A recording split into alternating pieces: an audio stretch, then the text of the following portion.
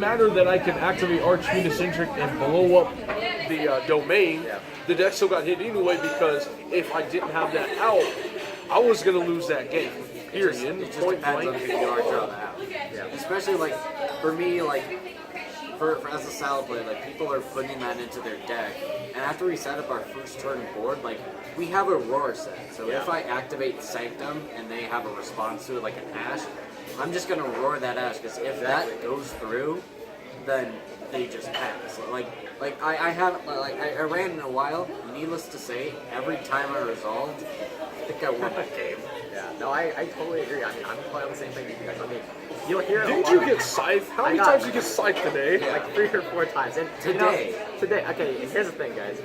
People will like good players, YouTubers alike. They'll say, yeah. Scythe is. It's not even an issue. There are ways around Scythe. Of course there are ways. Of course, right? There's a way around every card. But the fact is that you can just set a trap card. You know, if you don't, maybe you have trap trick, right? Easy. Set it on your opponent's turn and activate this just oppressive, like basically floodgate that doesn't allow you to play, or at least play to the main parts of your win conditions.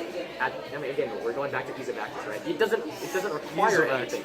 It doesn't require anything, and I think it's just too oppressive. And if you are going to get rid of your opponent's life, you still have to put in resources to get that. And what did they do? What did they do? Nothing. And my qualms with it is, people have a problem with Azadon rank up, but Sanctum Scythe combo is so much harder to stop. Yeah, it's hard to stop. You know, just common outs that people play just to beat Salamangreats. You know, Twin Twisters, Pinkertops, and Kaijus. Yeah. You know, again, just can easily out. You know, the Azadon combos versus. You know, you have all of 2 outs. You can either activate an Ash on the Sanctum or Infinite Impermanence on the Sanctum, but smart players wait for you to commit a monster on the board before they even flip Sanctum. You can't even Impermanence, and so you have Ash and Forbidden Chalice, and against a deck like Salamangreat, they're definitely going to roar that card. Because they're going to do everything in their power to make sure the Scythe resolves. Because if Scythe resolves, that's it. That's all they need to do. That's it. If Scythe resolves, and any deck in this meta, except maybe like Strikers, setting a couple Widowing, it's just pass. It's going to cripple people to say the least. Now, you know, on the flip side, you know, we got to talk about Red Reboot. Because, you know, if you want to ban Scythe, you know, so combo decks can play, then maybe, you know, we gotta loosen up the leash a little bit so more control decks can kind of be able to have a little bit more breathing room games 2 and 3. I would say reboot to 1. You think so? Ooh, Why reboot? Why reboot to 1? I want to hear it. As like if you're playing like someone, it's like this power 1 because like it's total power. Then it's like really sacky. It's already sacky now. It's already sacky. But like at 3 of like you're almost going to draw it, and like because if you play reboot, like you should be winning that turn. Oh yes. Exactly, but that's just the issue. Is when you play reboot, when you play reboot, is that and you win the game? Is that indicative of a player's skill, or is that right? Like, what's the issue? You know, that is the other thing. See, when you choose to play a control deck, you should automatically have it in the back of your head that, hey, my opponent is going to side Red Reboot against me games 2 and 3. And Alter guys did a very good job of preparing for that. They had things like Wiretap for not only just to evenly match, but to negate the Red Reboot. Some people actually chose to play Red Reboot just to counter the opponent's Red Reboot. Exactly. And, you know, that could be a kind of crazy interaction there, but, you know, I feel like Reboot is a lot easier to prepare for than it is to, you know, stop Sanctum, if that makes any sense.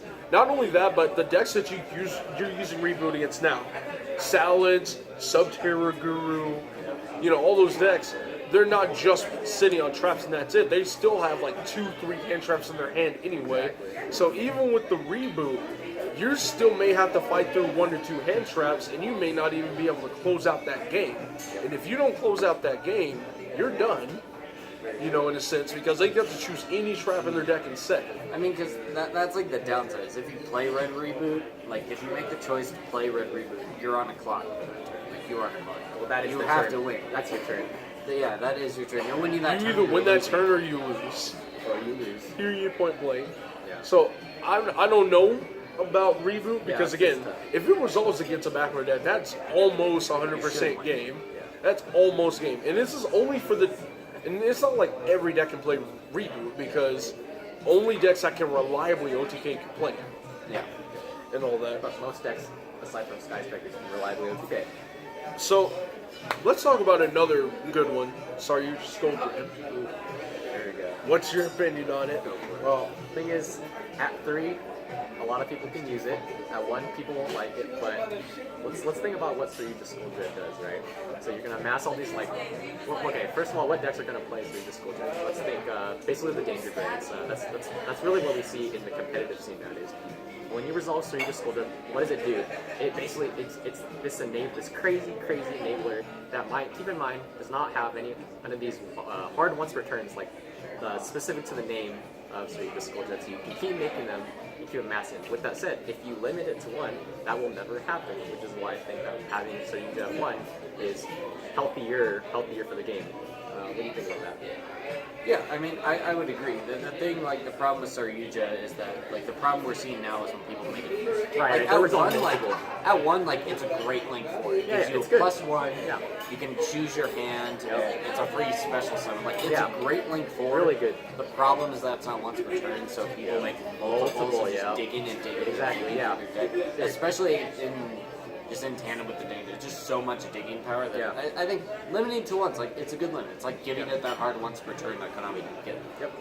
Now, I might play devil's advocate and say 3 is too much, but 1 is too little, kind of thing, to where it's, yes, multiple Saryujas can get pretty good, but it seems that things get more degenerate the more Saryujas you make, to where, you know, most of the time, if you make 1 Saryuja, that's okay. If you make 2, alright, things are starting to get pretty good.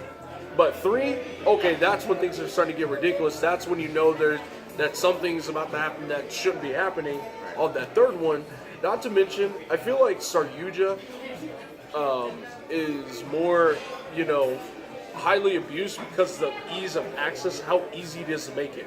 You know, just summon Sky Blaster, you have an instant Saryuja right there. It didn't take too many hard resources to make.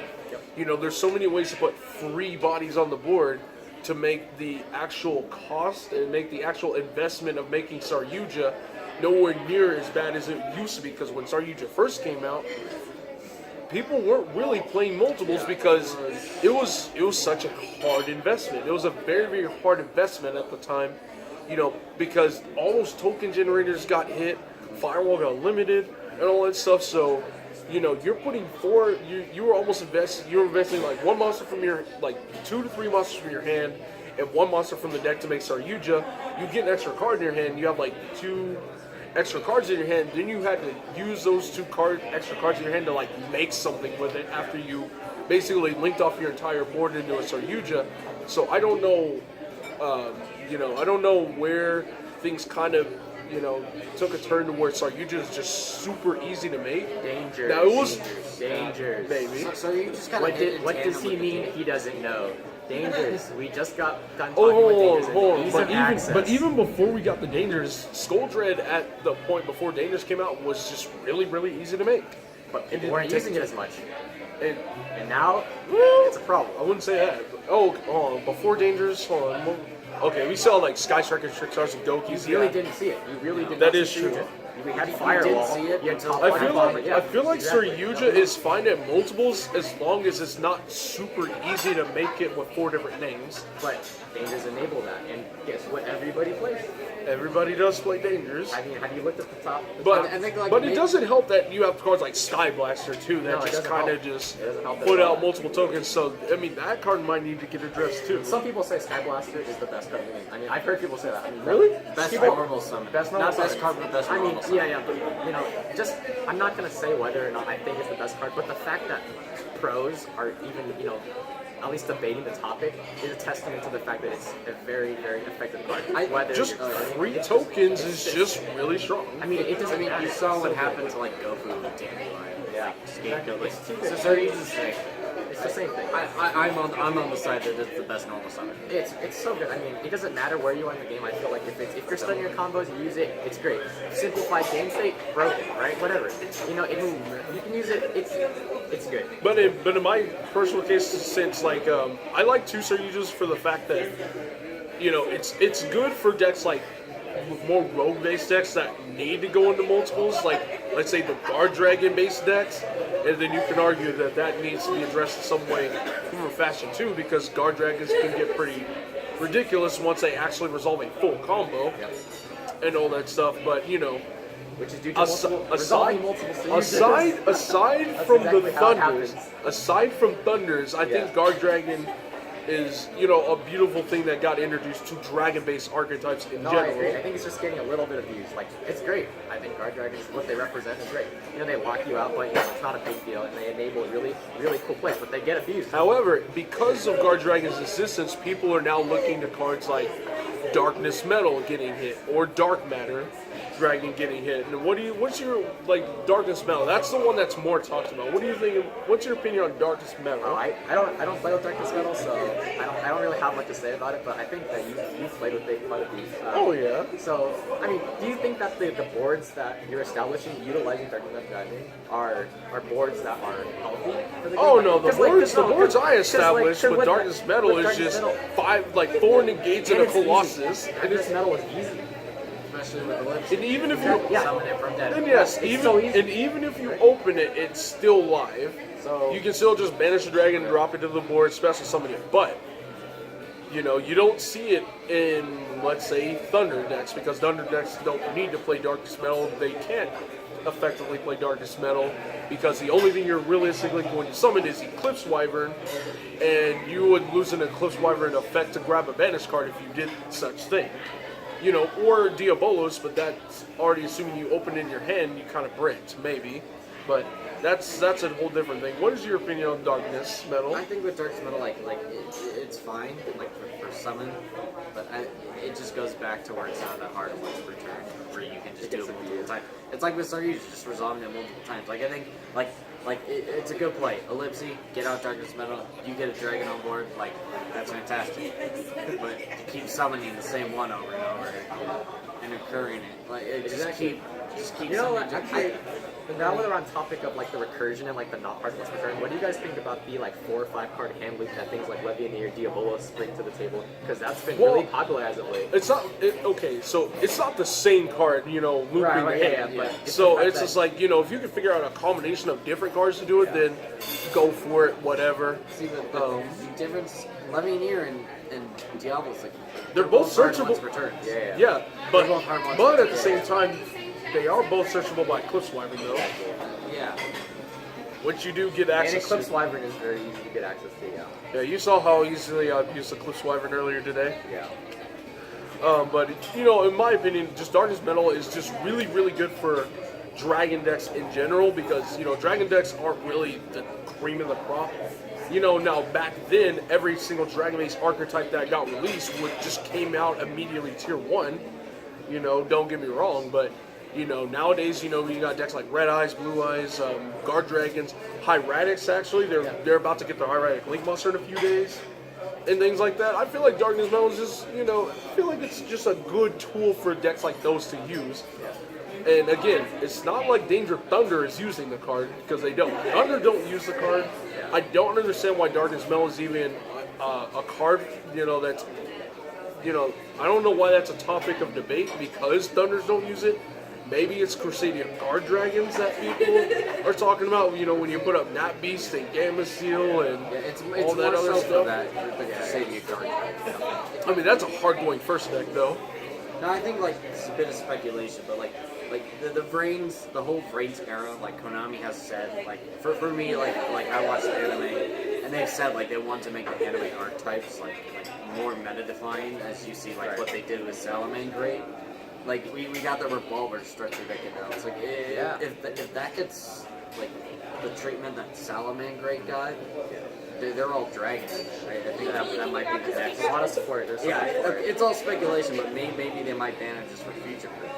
We still don't know what's in it, but That's true. that might be the But next, you know, like, we tier all one know dragon. revolvers. Any of revolvers cards aren't really tier 1. But if they are going to make it more tier 1, then maybe at that point, maybe you guys start looking at Darkness Metal. But do Rocket decks now even abuse Darkness Metal? Oh no, like, I'm saying once, like, because the structure deck comes out what after a few months or something.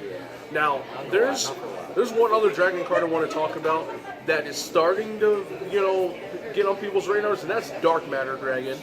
You know, the rank 9 that you slap on top of a Galaxy Eyes, and then you foolish 3 dragons to the grave as cost. So you're generally gonna foolish Goliath, Arc Brave, and like another dragon. Yeah.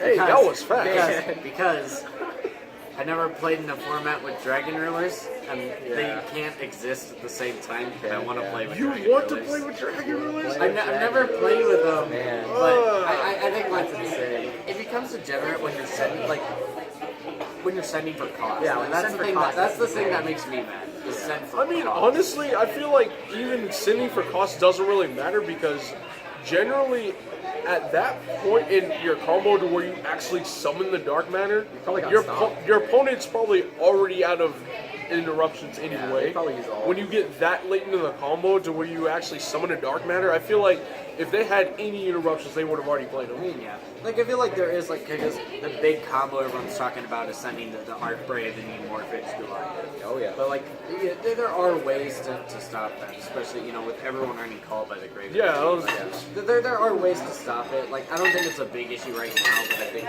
as time goes on, it might become better. I honestly feel like it's just the fact that people are afraid of the Gandora FTK, but there's like a few key components to that FTK that we don't even have yet, kind of thing. And honestly, I'm not a fan of just preemptively hitting everything, because as you can see, Aromatherapy Jasmine is about to come out, and about 3 to 4 different win conditions for that deck sat there and got hit well before the card even came out. We should have had the card over a year ago, and maybe Plants would have actually been a competitive, viable deck, but now it's probably a year too late because of all the different hits it got. Samsara Lotus, Phoenician Cluster. Now, granted, a lot of people are going to say that those are degenerate FTKs, and yes, Plant FTK was a very consistent one. I'll give it that, but, when it comes to other things like Dandelion got banned without Jasmine's release, so we never got to experience the normal summon Mathematician, send Dandelion 2 tokens, 2 tokens to Jasmine, tribute off Mathematician into Bonfires, and then Bright Plant Scorpios, and then grab like your instant fusion for Theseus and advance into Needle Fiber and things like that. That's a whole different can of worms altogether. But It's been It's been over a year since Link. We still don't have everything from Link Rings Pack 1. We're still they'll never missing. give it to us. we're just now getting missing some of this stuff. We're missing Needle Fiber and a Mermail Link. Those are the only I think two the we're Mermail Link was confirmed for Dark Neostorm, if I was Really? correct. I don't I'm remember not for sure. Yeah. There's too many things we're missing that we should Just have like had on it's honestly just like Security Dragon. See, we're just now getting this card, and it's already been power crept Yes. because Security Dragon. why would I go into Security Dragon when I can just make Reproducus and just summons? climb into Summon Sorcerer? Security Dragon is the most powerful with the Grinder Bubble combo. Yeah, we don't have it. We don't have Yeah, Grinder it's not a Bubble thing anymore. anymore, so We don't have Firewall. We it's don't like a have. fact. It's We just don't not have a Grinder thing Bubble. No one's gonna play. So it's just like Yeah, exactly. it's too late. This is why I don't like preemptive hits. It's because now we don't even get to really experience these cards like when they were fresh and brand new. We didn't even get to. I don't know, but that's enough of that. I have an interesting one. Hand traps. We expressed this a little bit, and I watched the Cali Effect a little bit, and he brought a very interesting point. Putting all hand traps to 2. All hand traps to 2. That it sounds like really bad, but at the same time, if you really think about it, it sounds really interesting at the same time. Yeah, no, it's not interesting, but let's think about it like this. If you put hand trap to 2, Why do people play hand traps? I think people play hand traps because they want like a wall to stop people from playing the game. Is it the cards themselves that are going to stop the players, or is it the number of cards you're playing, number of hand traps? If you put hand traps, every hand trap to 2, but the player that was playing them already determined in their head they're going to play 15, 20 hand traps, I don't know, whatever, to stop your opponent. Did it even matter? Because now you just diversify your pool of hand traps. But if it was the specific cards, things like they really needed those impermanents to stop, they can't get hit by Call from the Grave, they have to have that go through, then is that the issue? Well, as you know, a lot of people say, you can tell how unhealthy a format is based on the number of hand traps being played. If there's about 6 hand traps maybe being played, you can say a format's pretty healthy, but when you got formats like Full Power Spiral where people are playing 16 hand traps, and that's a nice little indicator that there's a problem here, and all that. And a lot of people say we're in a healthy format, but we're still in the format to where a lot of people are playing a lot of hand traps. You got people maining, Thanos Dragon, Ash, Impermanence, and even DD Crow sometimes just in the main deck with Effect Veilers, and it's just, is a format really healthy when you're playing so many hand traps? And again, the start of the format back in YCS Chicago was great. There wasn't too many hand traps being played, but what happened? Salvin Grace came out, and now everybody's playing so many hand traps. So if we cut down hand traps to 2, like you said, that may just diversify the number of hand traps being played. So whereas people play 3 Ash, Impermanence, and Veiler, and if you cut Ash, Impermanence, and Veiler down by 1 copy, now you're gonna have some people probably playing 2 DD Crows and maybe like 2 Ghost Ogres on top of that. You name it. I mean, Sam, okay, you play Solomon Grace, and I have a question for you because I don't actually play it. Do you play your massive hand traps because you have to, or because you can't? You have the space. I feel like it's because the deck has the space. Because I have space. You have the space. So, like you said, because the amount of hand traps you play, it's indicative of that format. But Sam, you don't see the format. You're like, man, this format is just trash. I have to play all these hand traps. You can play them. Yeah, it's to help the deck because it's like an engine. But now we've come to the point to where hand traps are so strong, to where it's just like, even if the format was healthier, and even if I didn't have to play all these hand traps, why would I not play these hand traps? Why would I not play Infinite Impermanence? Why would I not play Ash Blossom? They're just really good, and they kind of just stop they're just used to just slow down or shut down the opponent altogether. Same thing with things like Droll Lockbird, but that's a different thing altogether there. I think I can get on board with all hand traps to 2. And we're using a hand trap defined as any card that can be used in your hand turn 0. Even your opponent's turn. Is that a hand trap? Well, that's not turn 0 though. Turn 0, Ash, Permanence, Vader, Ogre, Pro. I think I can get on board with that. It might force people to get a bit more creative. What does having 3 copies of Ash do versus having 2 copies? What does that play? It makes it to where, it makes it to where you'll open it. It makes it to where you open it sometime and all the time. Like at OCG, they had 2 Ash Blossoms. A lot more people over there, they feel a little bit safer making plays because Ash is at 2 and not necessarily 3 copies, but of course Max C's at 3 copies over there, so that's a whole different story. But when you're playing 3 of a certain card just because you want to see it, I don't know. Everybody wants to play 3 of a card that you really want to see in your opening hand, and that's just how it is. So, maybe Konami might take steps like that and just start taking slight hits on cards that people play 3 of that they just want to open every single hand. Kind of thing, just to make it a little bit less consistent. But again, that would just diversify the hand trap. It would. I feel like it would just diversify your pool of hand traps, and you tell every player they can only play 2 of a certain copy. Sure, I'll just play 2 of this one. Right? Easy. Yeah. That's when a lot of people say they don't like the semi-limit list because it does nothing. I would kind of argue the opposite. I like it because it straight hurts the consistency. It's just the consistency. Okay, I hear you. Yeah, it's the consistency. Because it's a way of it's a good way just to just kind of slap the deck. Example, hand traps too. So you're not gonna you still have a good chance of opening it, but you're just not gonna open every time. exactly what you want to see. Game's over. Yeah. Now, That's speaking fair. of hand trap stopping your opponent from playing the game, let's talk about floodgates. Goes in match, Riley Warlords. There can be only Summon one. limit. Maybe some. See, okay, I'm gonna start right off the bat. I think those 3 floodgates should just immediately get limited. Keep summon limit though. Keep summon limit at 3, but goes in rivalry, and there can be only one. Those things need to go to 1, honestly, because skill drain is at 1 for a reason. Vanity's emptiness, royal oppression, those are banned for a reason. Macrocosmos is banned for a good reason.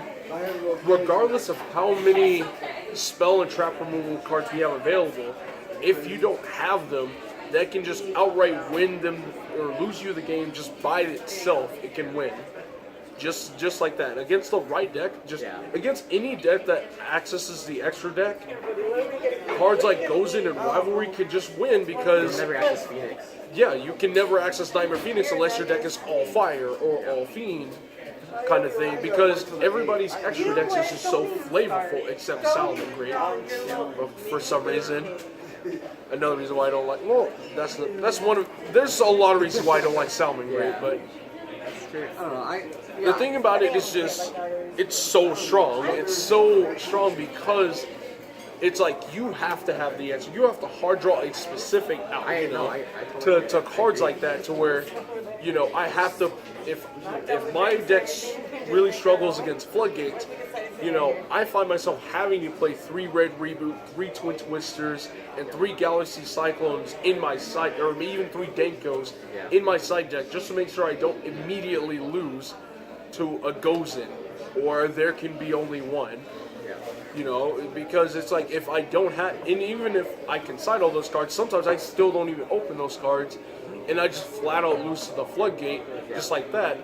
And a lot of people can argue that, making big boards of negates like, the Crusadia Guard Dragon is equally as devastating, but the difference between that and a floodgate is, when it comes to a combo deck, you have to leave yourself open to a lot of things. It requires a combination of cards. You leave yourself open to breaking, disruptions from the opponent in the form of hand traps, and you may even misplay. You may misplay and may not even get there. You may not even get all the way there. So there's a lot of risk involved with playing a combo versus just drawing a floodgate, setting it, and pass turn and you flip it over. It takes all the work and all the effort out of just locking your opponent out of the game.